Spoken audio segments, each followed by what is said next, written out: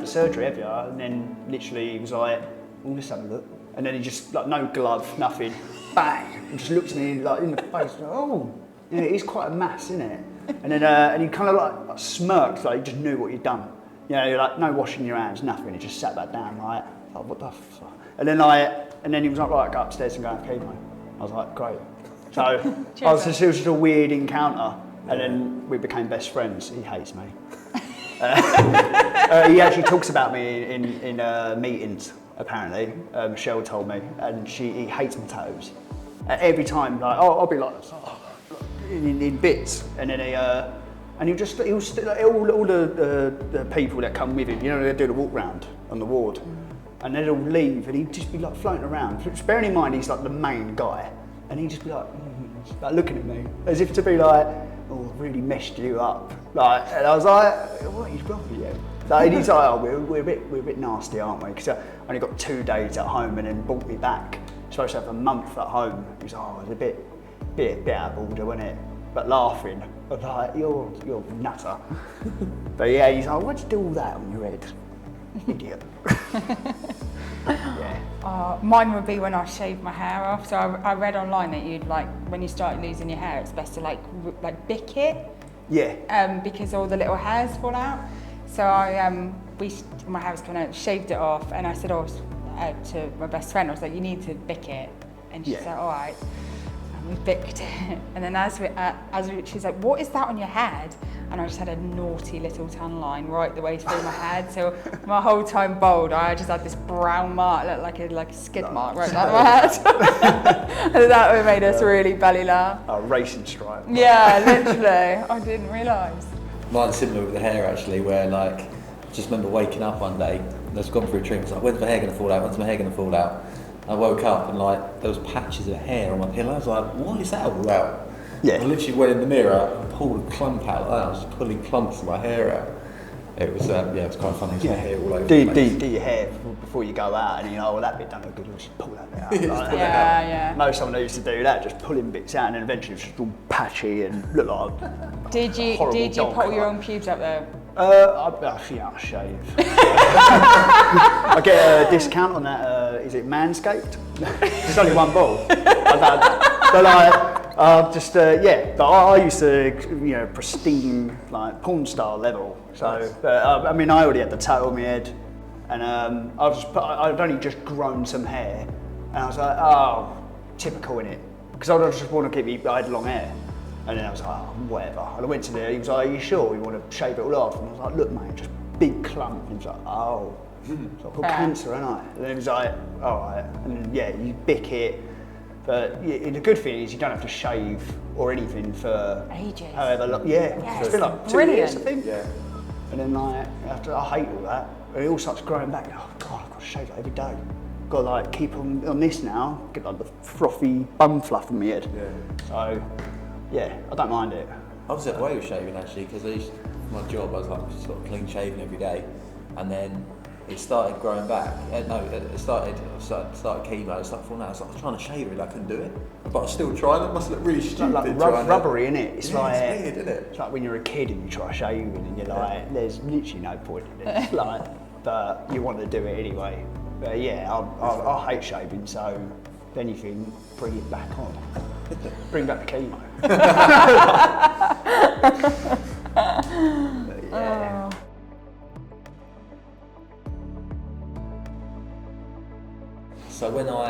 So I finished my chemo treatment, and then it was literally a couple of days later, everything really dropped. My immune system, I got quite ill. I had to go back into hospital. And they were like, put me on a drip and stuff. And it's not safe for you to be, because it's right in the pandemic, just like as it was kicking off, a lockdown. The height of it, yeah. So you're not safe here, like, you need to isolate, you need to go home, your immune system's low. So okay, so I got flat, so I isolated in my flat, and obviously I was really weak and stuff, couldn't cook or move or anything. And my parents used to make me a dinner at home, so they lived 2 miles away, and then they'd wrap it up and then they'd deliver it off to me and leave it outside the door. Decent. So they're deliver it takeaway delivery. So that was very impactful for me. Yeah, no, that's like good on them. Do you know what I mean? Yeah, that's it helps really to nice. anyway, parents. Mine was I wanted to buy a wig, so I was really, before I lost my hair, I was like, I can't go out bald, no way.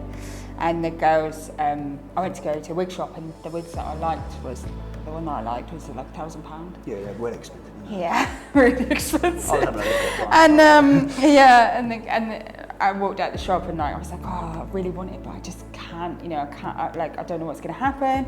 And the girls all set up a GoFundMe page and like fundraised over like £2,000. Yeah. So I was really, really grateful when I bought my my blonde wig. But yeah, I had the same with like food and people just leaving like things on my doorstep. I had one of my friends spiritual, she left me like water from a healing well or something. It's still on. To be fair, everyone's could just said, don't you dare drink that because we don't know what's from. But everyone was really, like, really just kind. Yeah, it's nice, isn't it? You know who you're. You know the real ones are when it happens. Absolutely. I had a really good friend and he just dropped off the radar. I still don't talk to him. But I'm like, some people, you just know, don't you? Like, one of my mates, he said like he shaved his head, but I found out he was seeing a girl and he just wanted to look good on social media. But then we did raise up some money, but he was like, oh, do a video of it. And I shaved his head for him, and then he posted it on and he just looked really good. He's like, oh, the best friend ever. And he was like, yeah, you're right. So I've called him out on that, but then he was just good as gold all throughout. Like, he was like, oh, do you want me to bring some food up? Because I'm always moaning about the hospital food. And he was like, oh, like, I can cook and stuff. And then I came up with like pesto pasta. I mean, oh, cheers, mate. And just shit. I was like, oh, this is like a quick meal you do when you're like a student. Yeah, like, but he was so proud of himself. He was like, I got the sauce from this place in Soho. I'm like, okay, cool. You can't cook. But yeah, but he's been brilliant. And then my boss was brilliant as well. He paid me all throughout, so no questions really. So lucky there. A lot of people got shafted, but.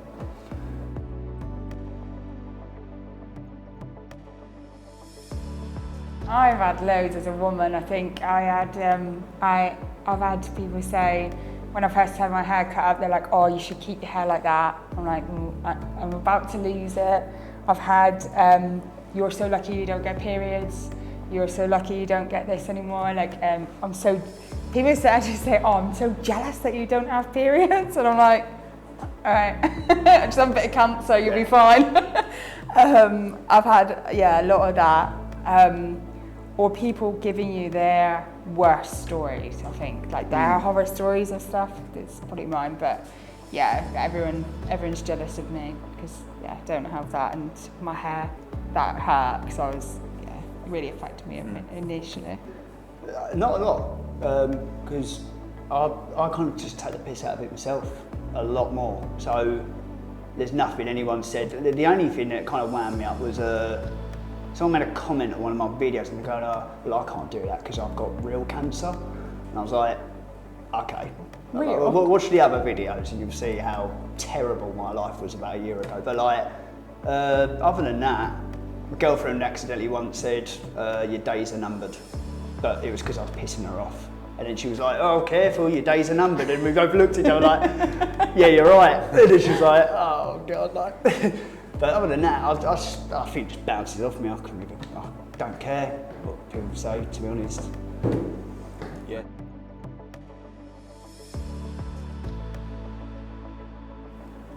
Don't say it's all part of God's big plan.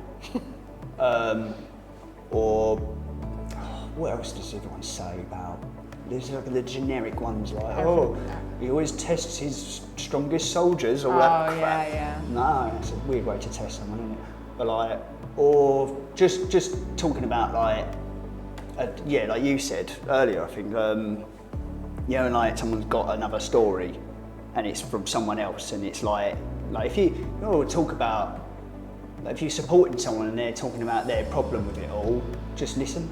Yeah. Don't go, oh yeah, because when my nan had cancer and like, I don't care. Like, there's a time to care about that, but I'm like, no, you're supporting me. Just talk about my thing, because I'm like, everyone's got different problems. It's just, what's a problem to you? Like, think everyone's quick to jump and, oh, this is my thing. And I'm like, no, just be a good friend and just listen. And like, I don't need a solution. I just need, because there is no solution actually. The doctor can do that. You're not a doctor. So that's what I'd say. Like, don't be a knob. Yeah. Just like keep it normal, like as normal as it can be. I think your everything is about your diagnosis, everything's about your treatment, everything's about, you know, actually you're still a human, you're still like interested in the same stuff or like want to chat about other things. It's like the dancing around the subjects, all that crap, Yeah, isn't it? And yeah. like, oh, are you all right? Like, I'm fine, yeah. I'm better than you actually. Yeah. Like, Yeah, or overcompensating. Yeah. And like just be normal. Just like we're still the same person. We've just got a bit of something going on. yeah. I agree, definitely. Yeah, Yeah. especially when people are not talking to you how they did before. It's like, why are you not talking to Yeah. me like you did before just because I've got cancer? Well, with Yeah. your mates, you don't have as much banter because they're like, Yeah. oh, well, you can't really take the piss out of him. Yeah. But, And if anything, your humour gets darker, I think. Yeah. Like, Yeah. and it's Worse. Yeah, it's way worse. Yeah. But yeah, it's just like, I think it's, definitely that. I think as well, like advice as well would be to like make sure you say something, because I know a lot of people around me didn't know what to say, so they didn't know how to phone me, to message me, so they wouldn't do anything. yeah, it's worse. Just do something, Yeah. even if it's just like oi oi on the message. Little Yeah, texting, you and know? I think Text are, like, people, you're right. Because you're thinking, oh, they're not thinking about me. Actually, they are. They Yeah. just don't know what to say. But Yeah. like, just say something. or people assume that you've got loads of people around you Yeah. and perhaps you haven't. Yeah. And I think it's that, and I think whether you don't assume, just if you want to message someone and just, like check in how they are, then check in how they are, and Yeah. Because people are like, oh, I don't know what to say. So it doesn't Hello, matter what good you say. morning. Hello, you're all right. raining today again, isn't it? Yeah. Over, yeah. Just be anything, couldn't it? Yeah. I spoke to You mates. appreciate anything. I spoke Yeah. to mates after, and they said, "Oh, I really want to message you and visit you, but you know, like, I just didn't know what to say." I'm like, "Mate, if you just win, oh, I hope you're doing all right, mate." And like, even if I don't reply, I mean, I will reply, but I'm like, it's just like, nothing at all. It's like, it is worse because you're like, "Oh, I'm just forgotten about." Yeah. And like sometimes you have like a day at the ward when I'm staying there, and like no one visits. Yeah. And I'm like, great. You're like, oh, you don't want to be like pestered. Actually, I do, because other than that, it's just staring at the ceiling because I was, you know, sulking. No, I agree, and I think loads of people rally round you at the start of something. So at the start of my treatment, I had everyone at my All or door nothing, and innit? there, and then like, as the end coming, like now, like my circle's very, really, really, really small now. Like, yeah. and it because everyone sees, that she's better now, so Yeah, she's they're like- fine, and I am fine, Yeah, but you oh, know, congratulations. It's like, yeah, this is actually the hardest part, Yeah. which Yeah. is sitting in the garden, just like someone came round and like, oh, you're like thinking, oh, well done. And they're like, we'll go for a beer soon. I'm like, mate, you have not seen me. Like, it was like, oh, you coming to my wedding? I'm like, mate, I can't even talk or walk or anything. I'm like, and he came around and he was like, oh, shit. And it's like you have less people around you because it's at the start, but then there's no end. There's no, you know, like people ring the bell, like that's like closure, but it's always, you know, I was in 6 months of, you know, nothing, and then it came back. It's like you feel silly celebrating that. It's like at the start, all or nothing, oh, I'll do anything for you. And then it just, well, I don't know. Oh, is he all right now? There's no like, it's done, let's have a big party.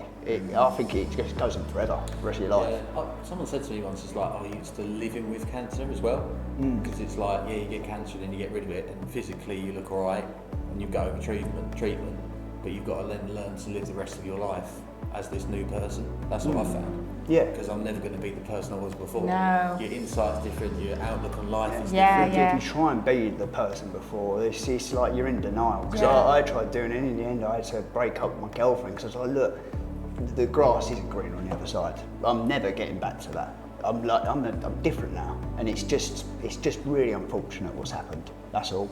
Yeah. But you just have to learn to be the new person. Like, you know, just sort of like relying on her to sort of help me. I'm like, no, I need to be on my own and figure this out on my own now. I think there's power in that as well. I think being on like, I went through it on my own, and you just you aren't the same. I totally agree, and I think probably that's where I struggled, is trying to get back. Oh, like Sadie's coming back, and actually she's not coming back. She's different, and it's getting used to being new. And some people can't like deal with that. You're like, well, you're gone, because I'll make new friends. You're like grieving, aren't you? Grieving the person that you used to be. Yeah, exactly that. Yeah.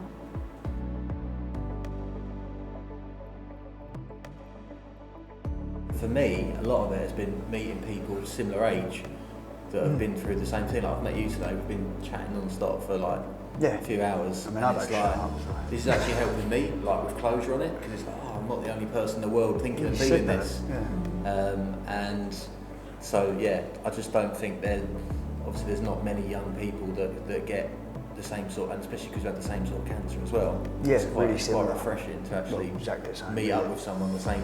We think the same, you know. We're both like into our fitness as well, which is another thing. And then we were talking about the skydiving thing. He was like, "Well, I'm doing that," and I was like, "Oh, I'm like, I'll meet you in the clouds." Like, I just wish someone told me right at the start that I could get a free car. To be honest, because you have to find all that stuff yourself. So.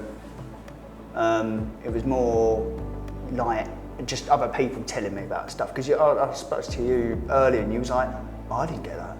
Oh, I didn't get that. I'm like, oh, you missed out because I got a grant from this place. It's because I had a nurse. Eventually, you had to ask for it, and a lot of people don't want to ask, because I'm not one of them people that's like, you know, you lose your job, go straight down the job centre. I'm like, no, I'll find a job, and I will like just. That's how I've always been. I've always had a job.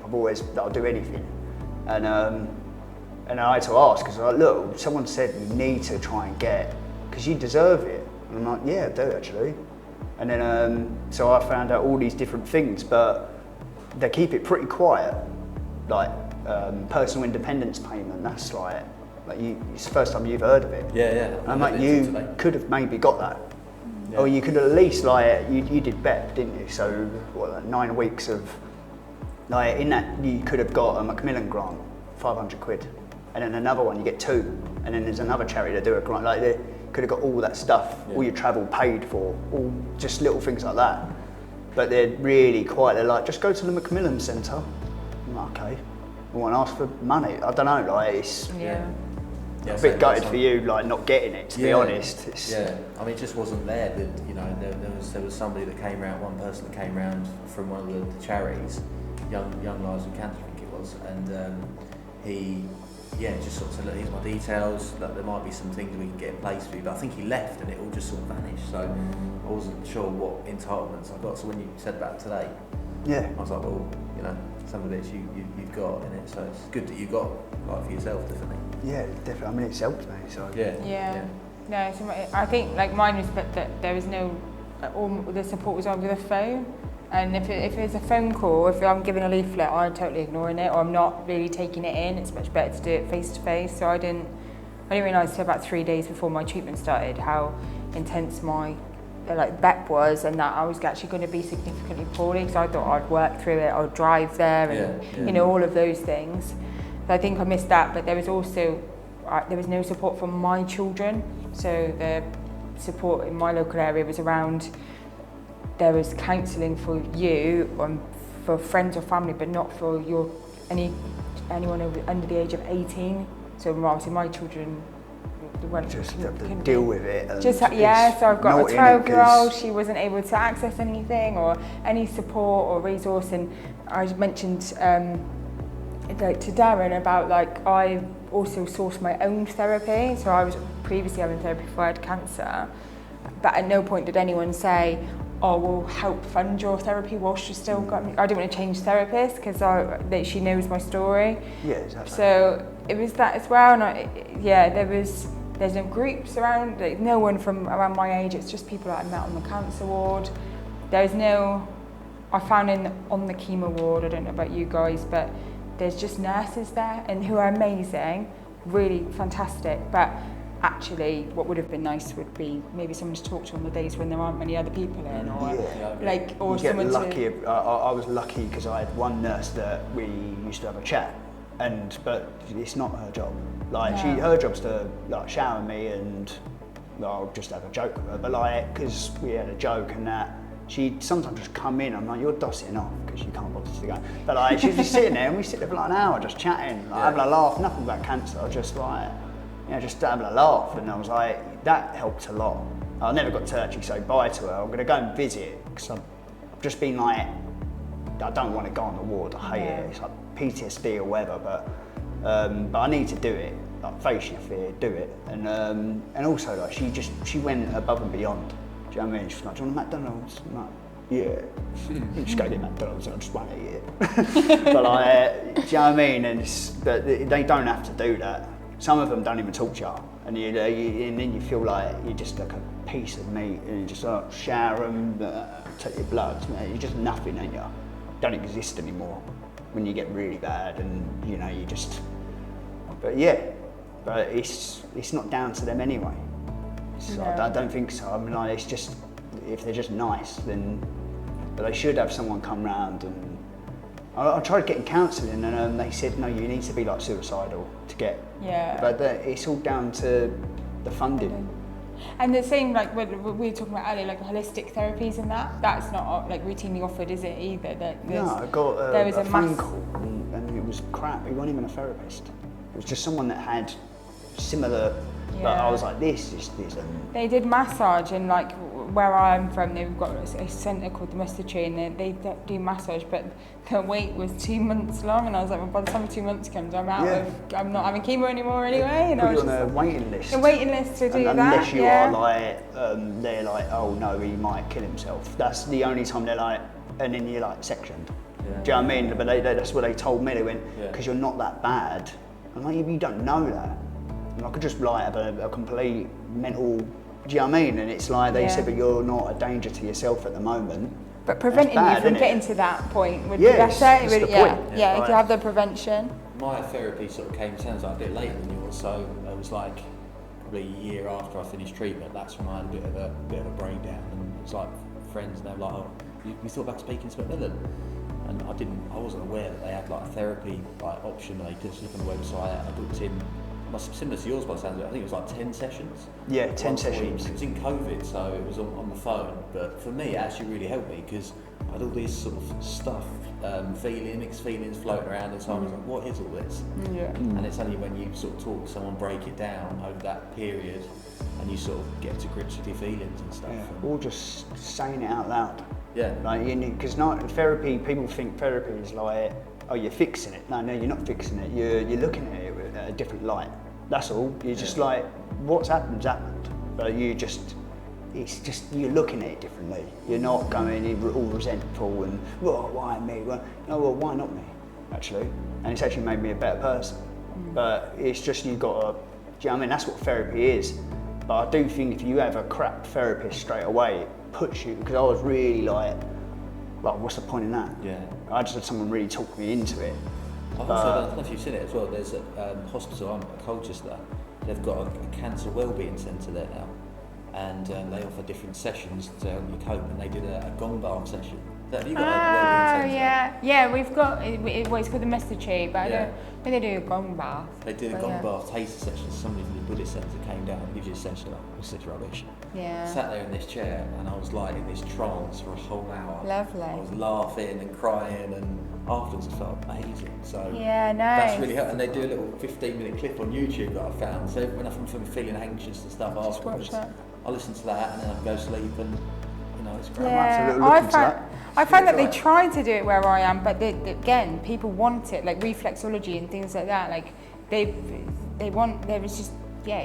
like, oh, we haven't got anything until January, and this was like in October, and I'm just like, oh, by January I'm stopping chemo, so I don't want to be coming back up to a cancer centre. Ideally, I want to be as far away from here as possible.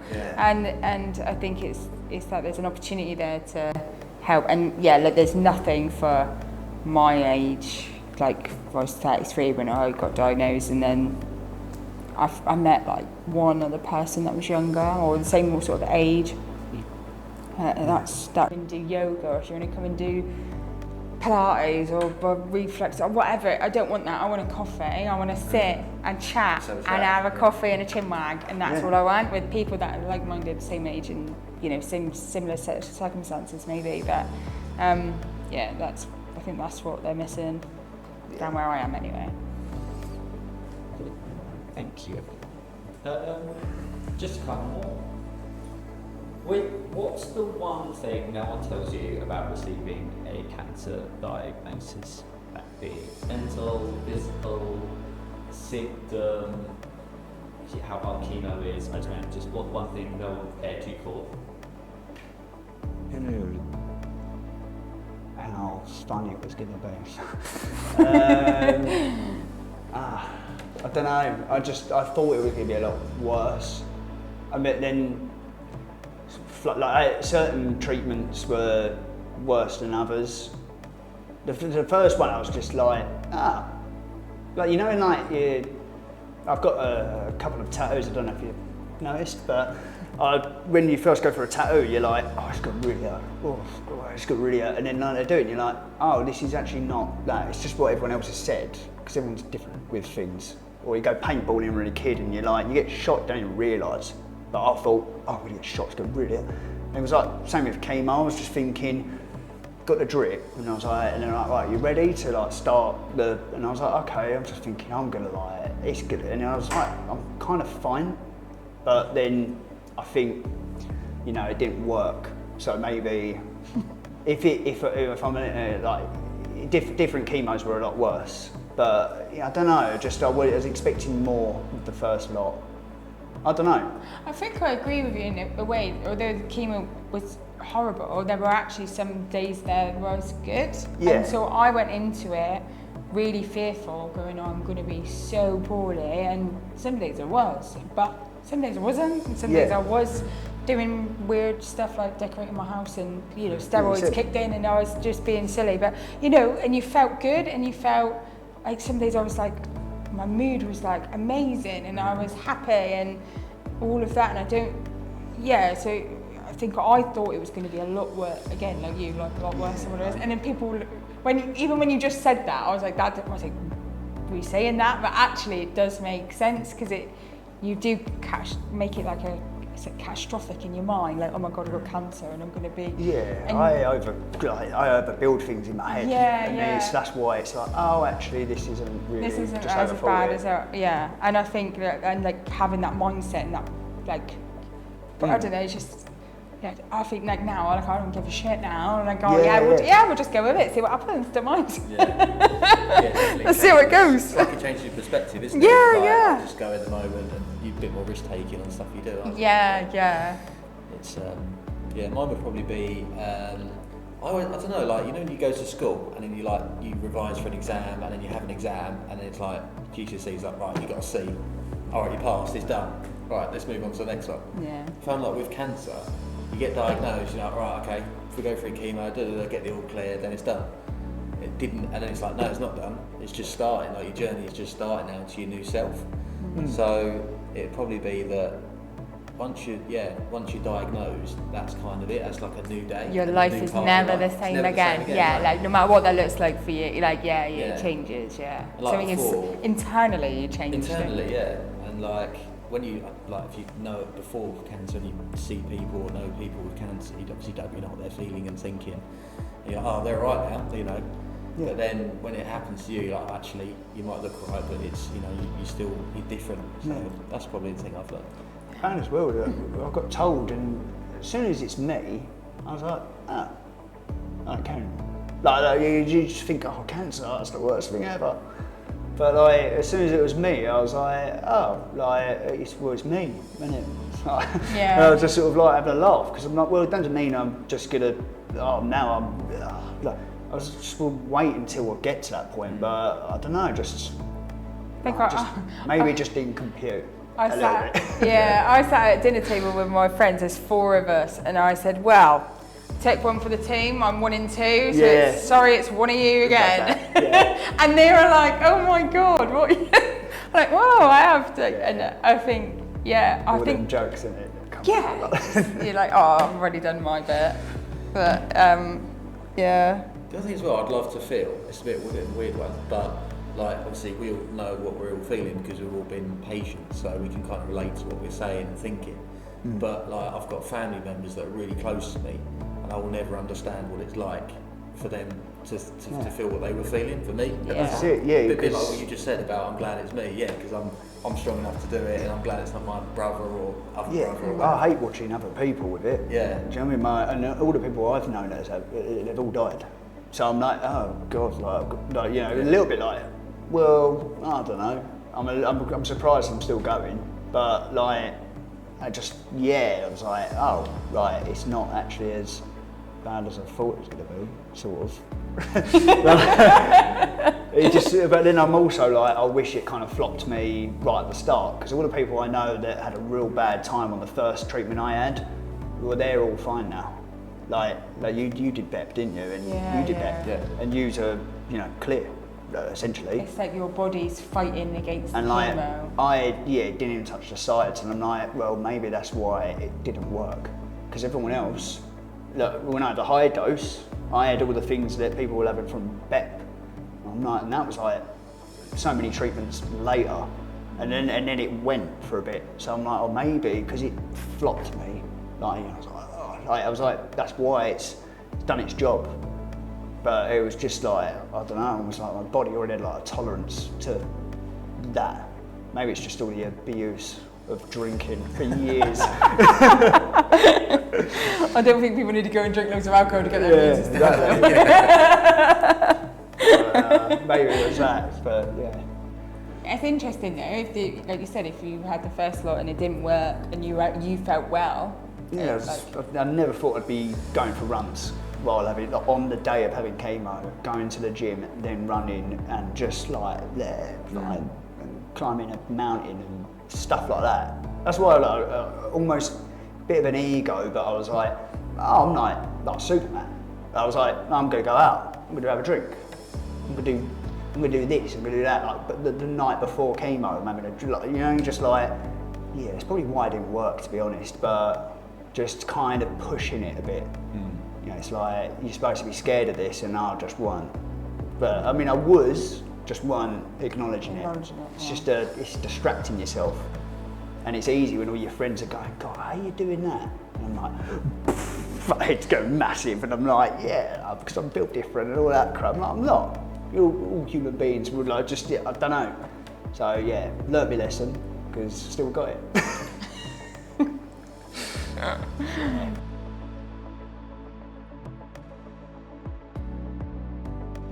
Just chill out, man.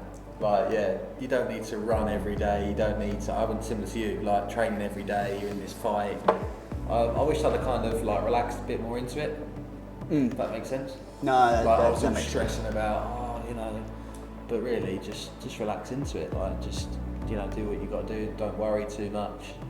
And just sort of go with it. I was always trying to fight it. Like you say, I was trying to fight, you know, nah, this isn't me, and a bit of denial as well. I'm not going to lay in bed. Yeah, do you know what I mean? Lay in bed. It's like, I'm just lay in bed. That's the whole point. You're like, you're having in therapy. You're meant to lay in bed, rest, and recover, not go out for a 4-mile run. Doing laps around the ward. Right. Yeah. So that would be my thing. Just relax into it, and you know, that's all the treatments and stuff are there. You know, there to help you and to, you know, help your body get better. So like, just reassurance. I think I was writing letters to my kids about what I want my funeral to look like and what I want them to do on their wedding day, and that's where my head went.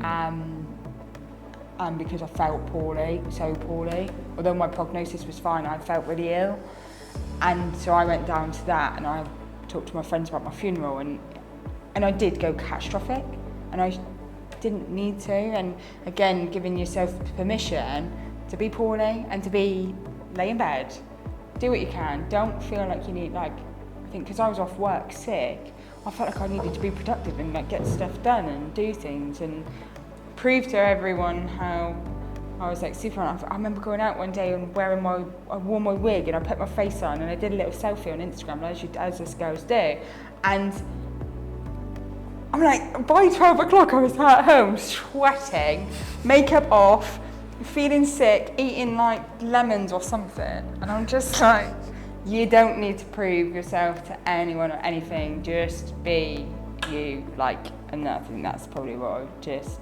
yeah. That's nice bit of advice actually, yeah, that's good about that. Yeah, I was a bit like that, with trying to look as well as possible. Yeah. I'm like, oh mate, you got cancer, like, and you still look better than some of your mates, to be fair. So, some of them just don't look after themselves. Like, I mean, that was the joke, go to the pub and then your mates be like, God mate, like, why are you hanging on to that? You could have shaved it off when they all did the charity thing, all that sort of stuff. But I'd say just mental health stuff again, because there's nothing I can do about cancer. I'm not a doctor or a scientist, but more like, you know, don't think you're the man of steel, and do you know what I mean? Like, do all the fitness stuff. I think that's good. That's kind of what's kept me going now, to be honest, because I'm healthy. But like the alcohol and sort of drug abuse while having treatment, ever actually, because it's like, you know, it affects everything. It affects your mood, and you know, I'm like, I can't afford to be on a come down and all hungover, because I'm already like dealing with the biggest thing in my life. So I'm like, this is like not. But I wish I did what I did a couple of months ago. I wish I did it way earlier, and kind of like a realisation. But then I don't think I would have had that realisation if it weren't for everything that's happened. Getting to that point, yeah. Like, you need the crap things to happen to make you into what you are now. So I wouldn't have that. Well, I had drive, but I'm like, I didn't have nearly starving to death drive. Do you know what I mean? Like, I've got like some mental drive now. So it's like, and then just the whole being completely sober, and just like, it's all distractions. It's why you get addicted to anything, like you playing games, because it's a false reality, and you're like, oh, I'm really cool on this, but look at yourself, like, you're not very healthy.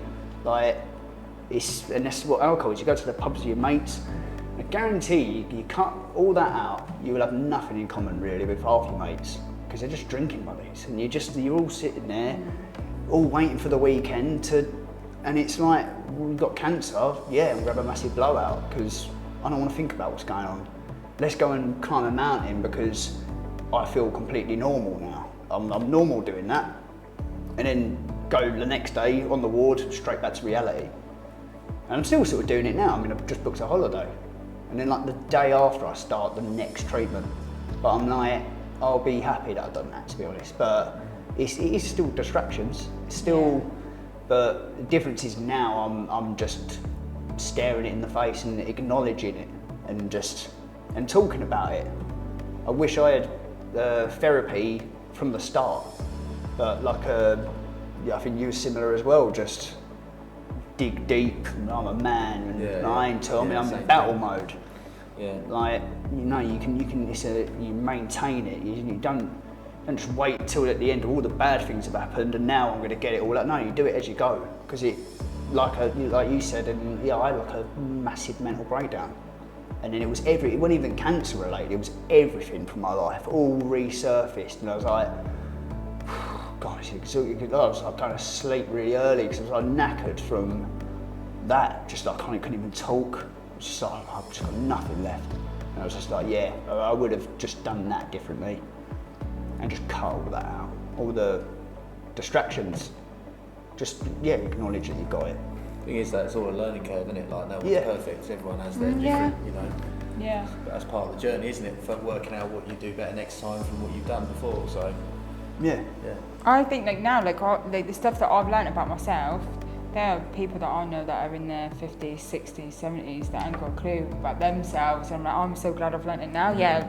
Might have had cancer and stuff, but I've figured it out now. Yeah, like, yeah. yes. And like now, like what you know, what from learning from that, and you're like, oh, I'm so chuffed. It's not, I'm you know, not in my 60s and still can't take accountability for myself. Like, actually, don't beat yourself up for what you may have done or what mistakes you've made. You're rectifying them now, and you can actually look for like actual happiness. Yeah. And it's not in all the money that you've got. No. Actually, it might be saying it's completely.